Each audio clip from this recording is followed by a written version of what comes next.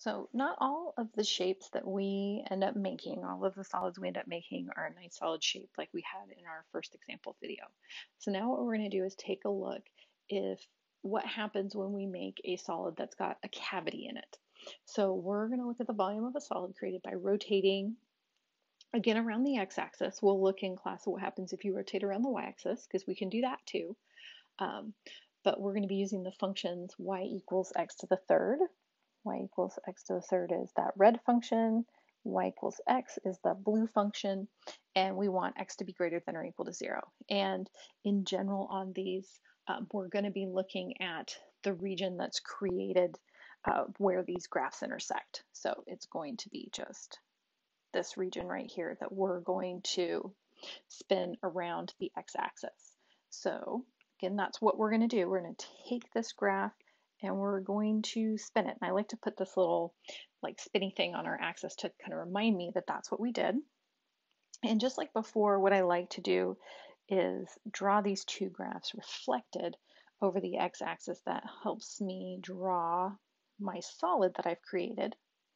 And the solid is going to look like this line is going to go around and kind of make a cone, but then there's going to be a gap right there, and then we're going to have a little circle in there. So let me draw another sort of bigger one up here. They're dotted because that's kind of going back behind that part. Then we'd be able to see it, and then it's kind of got a hole in there. So kind of what we made is sort of like a bowl, and it's got straight sides, and then the inside has got this curve inward to make kind of like a, I don't know how to describe what that shape is, but it kind of curves down inward to a point there. And so we're going to find the volume of this, how we found the volume before, even though we've got this hole in the middle. So our volume is going to be the integral from a to b of our area function of the area of the front of one of our slices, and then our dx there. So one of our slices, what's nice about kind of drawing this way is that I've drawn one of our slices here. Our slice is going to have that little hole in it. And I might want to draw that hole just a little bit bigger because we've got to talk about some radii here.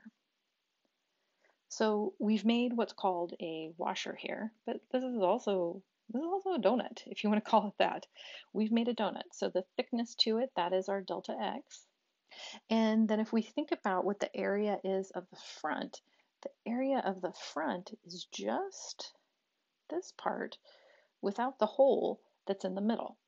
So we're going to need to figure out, what is the radius of this sort of large circle that we have, and that goes from here at the x-axis all the way up to the top, to that top function.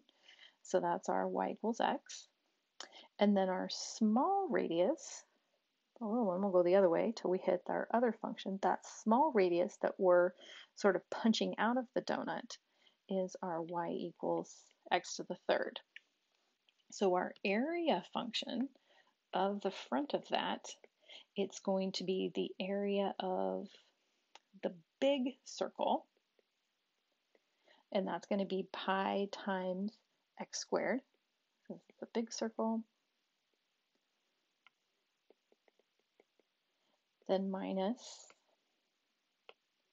the area of the little circle.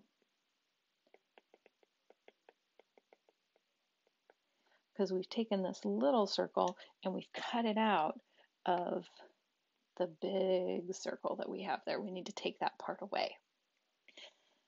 All right, so now we can set up our integral. So our volume is going to go from the x values starting here at 0 and going all the way to 1. That's where they stop intersecting. So it's going to go from 0 to 1, and it's going to be pi x squared minus pi x to the 6th dx, because that's our area function back up over here. And again, just like before, we can factor that pi out in the front. It's in both of our terms, and so we can pull it out to the front and then just deal with that polynomial that we're left with inside of our integral. And once we get to this part, once we get it set up, This is pretty straightforward, and hopefully that's something we really start to realize with these, is that once we get it set up, we can take these integrals. It's the getting it set up. So that's what we're going to spend a lot of time working on. How do we figure out what that slice is? How do we figure out what the area of the front is? And when we have something like this where we've got a cavity, how do we figure out, what's the bigger circle and what's the smaller circle? So we're going to have 1/3 minus 1 to the 3rd into the 7th, and then plugging in 0 is going to give us 0. So again, grab my calculator, and I got 4/21 out of that. So we get 4 pi over 21.